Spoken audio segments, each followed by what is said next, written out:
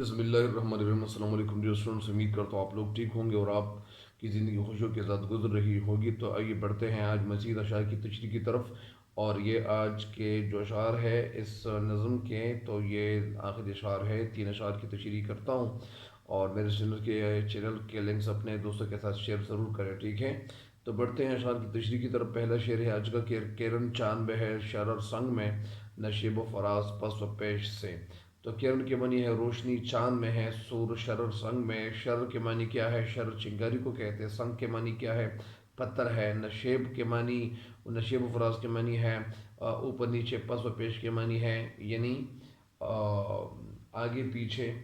اور اچھا، تو سب سے پہلے بڑھتے ہیں اس شعر کی تشریح کی طرف۔ شعر میں کہنا کیا چاہتے ہیں؟ شعر میں کہنا یہ چاہتے ہیں کہ خودی کی وضاحت کچھ اس طرح سے کی جا سکتی ہے کہ جس طرح چاند میں کرن پوشیدہ ہے، چاند میں روشنی پوشیدہ ہوتی ہے، مخفی ہوتی ہیں اور چھپی ہوئی ہوتی ہیں، اور پتھر کے اندر چنگاری جو موجود بھی ہے، اور یعنی وہ الگ تھلگ بھی ہے، یعنی وہ چنگاری جو ہوتی ہے تو وہ اس کے اندر موجود بھی ہے، اور وہ منفرد بھی ہے، اور انفرادی حیثیت اس کی ہے، اس کی ہوتی ہے کس چیز کی؟ یعنی چنگاری کی حیثیت ایک انفرادی طور پر ہوتی ہے۔ اور آپ کو یہ بھی بتایا جاتا ہے کہ اس طرح خود ہی مختلف اشیاء میں بھی موجود ہے اور اپنی انفرادیت بھی قائم رکھے ہوئے ہے۔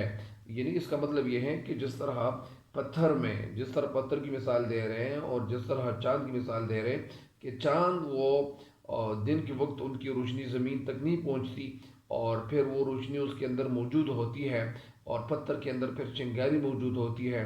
اسی طرح انسان کے اندر، یعنی انسان کے اندر یہ خودی بھی موجود ہوتی ہے، اور انفرادیت جو ان کی ہے، جو انڈیویجویلٹی ہے، انڈیویجویلٹی، تو اسی طرح گویا وہ طرح طرح کی شکلوں اور رنگوں میں ظاہر ہونے کے باوجود یہ کیا ہے؟ اس کے باوجود یہ الگ تھلگ ہے۔ یعنی ظاہری بات ہے کہ خود ہی انسان کے جسم کے ساتھ تو پیوست نہیں رہتی، اور وہ انسان کے وجود میں تو رہتی ہے، لیکن اس کے باوجود وہ کیا ہے؟ بے شکل ہے، اور اس کی کوئی رنگ، کوئی کلر نہیں ہے، کیونکہ وہ کوئی مادی چیز ہے ہی نہیں، بلکہ یہ ایک روحانی چیز ہے، تو روح سے جڑی ہوئی چیز ہے، تو اسی وجہ سے اسی کو کہتے ہیں خودی، ٹھیک ہے؟ تو یہ خودی کی تعریف ہے، اور خودی کی تشریح یہی ہے۔ ایک دفعہ پہلے شعر کی تشریح سنیں۔ شعر میں کہنا کیا چاہتے ہیں؟ شعر میں کہنا یہ چاہتے ہیں، کیا کہنا چاہتے ہیں؟ شعر میں کہنا یہ چاہتے ہیں کہ خودی چاند میں کرن کی اور پتھر میں چنگاری کی صورت اختیار کر لیتی ہے۔ خودی چاند میں یعنی کرن کی، روشنی کی، اور پتھر میں چنگاری کی صورت اختیار کر لیتی ہے، شکل اختیار کر لیتی ہے، اور یہ رنگ میں غوطہ لگا کر بھی بے رنگ ہی رہتی ہے۔ یعنی اگر یہ رنگ کے اندر یہ غوطہ بھی لگائیں، ڈبکی بھی لگائیں، اس کے باوجود یہ بے رنگ ہی رہتی ہے۔ یعنی طرح طرح کی شکل اگر یہ اختیار کر لے، رنگ اختیار کر لے، طرح طرح کے رنگوں میں رنگ جائیں، اور اس کے باوجود، ظاہر ہونے کے باوجود شکل اور رنگ سے اس کا کوئی تعلق نہیں ہوتا، کوئی کنیکشن نہیں ہوتا، نہیں، کیونکہ یہ کیا ہے؟ کیونکہ یہ مادی نہیں ہے۔ یعنی جس طرح مٹی ہے، پانی ہے، تو ان کی تو شکلیں ہوتی ہیں اور وہ مادی چیزیں ہیں اور اس دنیا میں موجود چیزیں ہیں، لیکن یہ جو روح ہے اور روح سے جڑی ہوئی چیز ہے وہ خود ہی ہے۔ تو اسی وجہ سے خودی کا کوئی، یعنی وہ کا کوئی ٹھکانہ نہیں ہوتا، تو اسی وجہ سے خودی کا جو ٹھکانہ ہے وہ وجود کے اندر ہے، انسان کے اندر ہے، تو اسی وجہ سے، لیکن وہ کسی چیز کے اندر رہتے ہوئے بھی وہ بے رنگ ہے۔ تو ایک دفعہ میرے شعر کی تشریح سنیں۔ شعر میں کہنا کیا چاہتے ہیں؟ شعر میں ہمیں بتانا چاہتے ہیں، کہنا چاہتے ہیں کہ چاند اپنی کرن کی وجہ سے خوبصورت ہوتا ہے، لیکن یہ کرن خود ہی کی کرن ہے۔ یہ کرن، یہ چاند اپنی روشنی کی وجہ سے خوبصورت ہوتا ہے، لیکن یہ جو روشنی ہے یہ خود ہی کی وجہ سے یہ اس چاند کے اندر اتنی خوبصورتی دکھائی دیتی ہے، اتنی روشنی دکھائی دیتی ہے۔ اگر اس میں خود ہی نہ ہوتی تو چاند کی روشنی میں بھی اتنا اثر پھر نہ ہوتا۔ اس طرح پتھر میں جو چنگاریاں ہمیں دکھائی دیتی ہیں، پتھر کے اندر چنگاری چھپی ہوئی ہوتی ہیں، اور وہ بھی خود ہی کی پیدا کردہ اور وہ کریٹیوٹی ہے۔ یعنی دوسرے رنگوں میں ڈوبتے رہنے کے باوجود خود ہی کی بے رنگی برقرار رہتی ہے، اور اس کی جو بے رنگی ہے اس کی کوئی رنگ، یعنی وہ برقرار رہتی ہے۔ مطلب اس سے یہ ہے کہ ہر صورت میں، ہر شکل میں اور ہر طریقے سے یہ انفرادیت جو ہے وہ برقرار رکھتی ہے، اور اس کو یعنی مسلسل تسلسل کے ساتھ یہ برقرار رکھتی ہے، اور کسی دوسری چیز سے یہ متاثر نہیں ہوتی۔ تو اسی وجہ سے اسی کو کہتے ہیں کیا، اسی کو کہتے ہیں خودی۔ اگلے شعر کی تشریح کی طرف بڑھتے ہیں۔ اگلا شعر ہے ازل سے ہے یہ کشمکش میں اسیر، ہوئی خاک آدم میں صورت پذیر۔ ازل کی نہیں جب دنیا بنی تھی، دنیا کا پہلا دن، کشمکش یعنی کھینچا تھانی میں، کشمکش یعنی پس و پیش میں، اسی لالچ میں، اسی انتظار میں۔ ہوئی خاک آدم میں صورت پذیر، ہوئی خاک آدم میں یعنی آدم کے وجود کے اندر، یعنی یہ کیا ہوئی، نمودار ہوئی۔ یعنی اس کا مطلب یہ ہے کہ اس شعر کا مطلب یہ ہے، مفہوم کچھ یہ ہے کہ شعر کا مفہوم کچھ اس طرح بتا رہے ہیں کہ یہ جو خودی ہے، یہ دنیا کا جب پہلا دن بنا ہوا تھا، جب دنیا کا جب پہلا دن تھا، معذرت خواہ، تو دنیا کا جب پہلا دن تھا تو دنیا کے پہلے دن سے یہ خودی اس انتظار میں تھی کہ مجھے انسانی وجود میسر آئے گا اور میں انسانی وجود کے اندر میں موجود ہوں گی۔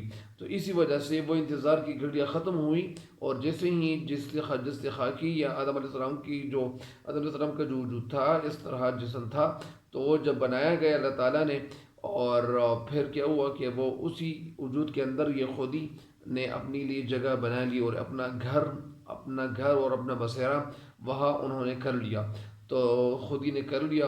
تو اس شعر کی تشریح مکمل ہو گئی۔ ایک دفعہ پھر اس شعر کی تشریح سنیں کہ شعر میں کہنا کیا چاہتے ہیں۔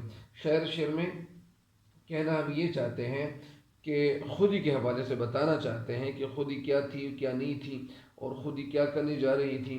شعر میں کہنا یہ چاہتے ہیں کہ کیا ہے خودی کے حوالے سے۔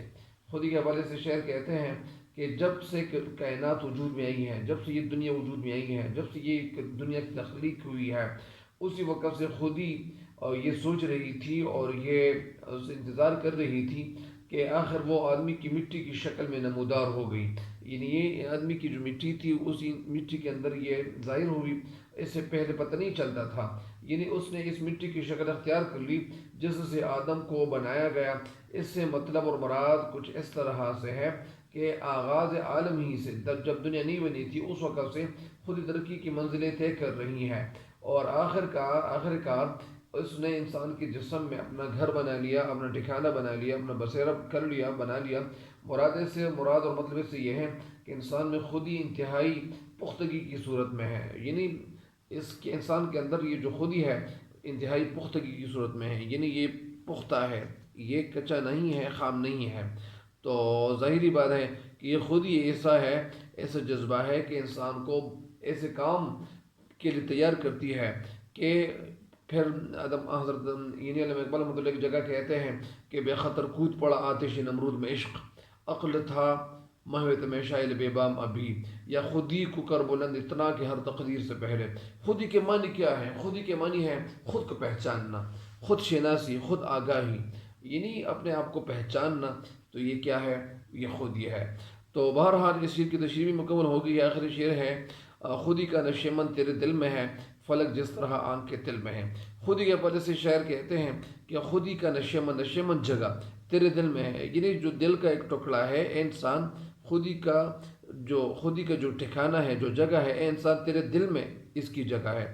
فلک جس طرح آنکھ کے دل میں ہے، اور جس طرح یہ جو اونچا آسمان ہے، تو یہ فلک کے معنی آسمان، آنکھ کے دل میں ہے، جس طرح آنکھ کے دل میں مطلب یعنی نظروں میں جس طرح آسمان کی جو وسعت ہے وہ موجود ہے، اسی وجہ سے اسی طرح خودی کی جو جگہ ہے وہ انسان کا دل ہی ہے۔ اس شعر کی تشریح آپ سن لیں۔ اس شعر میں شاعر کہنا کیا چاہتے ہیں؟ اس شعر میں شاعر کہنا یہ چاہتے ہیں اور سمجھانا یہ چاہتے ہیں کہ خودی کیا ہے۔ خودی کے حوالے سے ہمیں بتایا جاتا ہے اور خودی کے حوالے سے ہمیں سمجھایا جاتا ہے کہ جب یہ طے ہو گیا کہ خودی انسانی وجود کے اندر ظہور پذیر ہوگی، جگہ اس کو ملے گی، تو پھر یہ طے کرنا باقی رہ گیا کہ وہ جسم خاکی یعنی انسان کس عضو میں قائم پذیر ہوگی۔ بس اس کے قائم کے لیے یا قائم ہونے کے لیے انسانی دل کے علاوہ اور کوئی مقام بہتر نہیں تھا، اور کوئی جگہ بہتر نہیں تھی۔ یعنی مطلب یہ ہے کہ خودی کے لیے جب یہ جگہ قرار دی گئی، جس طرح ہم لوگ کیا کرتے ہیں، یعنی جب کوئی شخص جاتا ہے اور وہ کوئی رینٹ پہ کوئی کیا کرتا ہے، کوئی جگہ طے کرتا ہے اور کسی جگہ کے حوالے سے بات ہو جاتی ہے، تو ظاہری بات ہے کہ وہ لوگ وہاں گھر میں زندگی گزارنے کے لیے وہاں جاتے ہیں، وہاں کچھ دن یا کچھ مہینے کچھ سال وہاں ٹھہرنے کے لیے، زندگی گزارنے کے لیے وہ لوگ وہاں چلے جاتے ہیں۔ تو اسی طرح جس طرح یہ گھر جو انسانوں کے لیے بنائے گئے ہوتے ہیں اور گھروں میں لوگ رہتے ہیں، تو اسی طرح یہ خود ہی جو ہے، یہ اس کی جو جگہ ہے، اس کا جو گھر ہے وہ کیا ہے، کہاں ہے؟ وہ بھی انسان ہی ہے، کوئی اور جگہ تو نہیں ہے۔ تو بہرحال جب انسان وجود میں آیا، اللہ تعالیٰ نے اس کو بنا ڈالا، تو تب یہ کیا ہوا کہ خود ہی کے لیے جو بہتر جگہ تھی وہ کیا تھی، کہاں تھی؟ وہ دل ہی تھا۔ یہ خود ہی کے لیے جو جگہ تھی وہ کیا تھا، وہ کہاں، کون سی جگہ تھی؟ دل۔ اس کے علاوہ اے انسان، تیرے دل کے علاوہ خود ہی کی جو قیام گاہ ہے اور جو جگہ ہے، جو ٹھہراؤ کی جو جگہ ہے، وہ کیا ہے؟ وہ کہیں اور نہیں ہو سکتی ہے۔ ایک سوال یہ پیدا ہوتا ہے کہ انلمیٹڈ طاقتوں کی مالک خود ہی آخر ایک چھوٹے سے دل میں کس طرح سما سکتی تھی؟ جو ایک غیر محدود طاقتوں کی مالک خود ہی، وہ طاقت جو غیر محدود ہے، جس کی کوئی لمٹ نہیں ہے خود ہی کی، تو وہ کیا ہے؟ وہ ایک چھوٹے سے جگہ، ایک جگہ، وہ جگہ جہاں جو جگہ چھوٹی ہو، تو اس جگہ میں جو جگہ کے لیے کیا ہوتا ہے، اس جگہ کے لیے یہ خود ہی کی جگہ بنی ہوئی ہے، خود ہی اس جگہ رہتی ہے۔ مطلب یہ ہے کہ خود ہی کے لیے اس چھوٹی جگہ وہ نہیں رہنی چاہیے تھی، بلکہ بڑی جگہ ہونی چاہیے تھی۔ اس کا جواب بہت آسان لفظ میں یہ بتاتا ہوں کہ جس طرح آنکھ کی جو چھوٹی سی پتلی ہے، جو چھوٹی سی جگہ ہے، اور اس میں آسمان آ سکتا ہے، سما سکتا ہے، آسمان کی جو بلندی ہے وہ اس کی آنکھوں میں موجود ہے، تو پھر خود ہی دل میں کیوں نہیں سما سکتی؟ بس خود ہی کا جو جگہ ہے یا جو ٹھکانہ ہے، وہ دل کو جگہ قرار دیا گیا ہے۔ تو دل وہ جگہ ہے کہ دل صرف یہ گوشت کا ٹکڑا نہیں ہے، بلکہ یہ کیا ہے، بلکہ یہ دل کا ایک لطیف نورانی حصہ بھی ہے، اور جس میں ڈوب کر انسان کیا ہے، اپنی زندگی گزارتا ہے، اپنی زندگی گزار کے کیا کرتا ہے۔ اگر میں آپ کو یہ بھی بتا دوں کہ اپنے من میں ڈوب جا، پا جا سراغ زندگی، اپنے من میں ڈوب کر پا جا سراغ زندگی، تو اگر نہیں بنتا میرا، تو اگر میرا نہیں بنتا نہ بن، اپنا تو بن۔ تو اس شعر کی تشریح مکمل ہو گئی ہے۔ ایک دفعہ پھر اگر میں آپ کو اس شعر کی تشریح سمجھا دوں، بتا دوں کہ اس شعر کی تشریح میں شعر کہنا کیا چاہتے ہیں، کہ شعر میں کہنا یہ چاہتے ہیں کہ خود ہی کا مقام انسان کے دل میں ہے، جگہ انسان کے دل میں ہے۔ ٹھیک اسی طرح جس طرح آنکھ آسمان کے دل میں ہے، حاصل اور مراد اس سے یہ ہے کہ خود ہی کی رہنے کی جگہ دل کا گوشہ ہے، دل کا ٹکڑا ہے، اور اس کی جو اونچائی ہے وہ اس طرح انسان کے دل میں وہ اسی طرح سمٹ جاتی ہے۔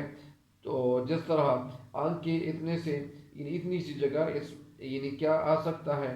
آسمان آ سکتا ہے۔ ایک دفعہ میرے شعر کی تشریح سنیں۔ شعر میں کہنا یہ چاہتے ہیں، اور علامہ اقبال رحمۃ اللہ اس شعر کو مسلمانوں کو سمجھاتے ہیں کہ اقبال مسلمانوں کو بتاتے ہیں کہ خود ہی کا گھر تمہارا دل ہے، خود ہی مرد مومن کے دل میں ہر وقت موجود رہتی ہے، اور یہ ٹھکانہ اس کی خود ہی کے لیے بنا ہوا ہے۔ جس طرح آسمان آنکھ کے دل میں رہتا ہے، اسی طرح خود ہی بھی انسان کے دل میں رہتی ہے۔ مطلب اس سے یہ ہے کہ آسمان جیسی بڑی اور پھیلی ہوئی چیز کا نظارہ انسان کی آنکھ ہی کر سکتی ہے، کوئی اور جگہ نہیں کر سکتی، اور وہ اس میں سما سکتا ہے۔ انسانی آنکھوں میں اتنی طاقت اللہ تعالیٰ نے رکھی ہوئی ہے۔ تو اس طرح مرد مومن کے دل میں بھی خود ہی جیسی طاقتور چیز کو اپنے اندر رکھنے اور اپنے اندر سمونے کی طاقت اللہ تعالیٰ نے اس کے اندر رکھی ہوئی ہے۔ تو ظاہری بات ہے کہ ایک آنکھ کے اندر اللہ تعالیٰ نے اتنی طاقت رکھی ہوئی ہے کہ وہ آسمانوں کو، آسمان کی جو اونچائی ہے، جو بلندی ہے، ان کی آنکھوں میں آ سکتی ہے۔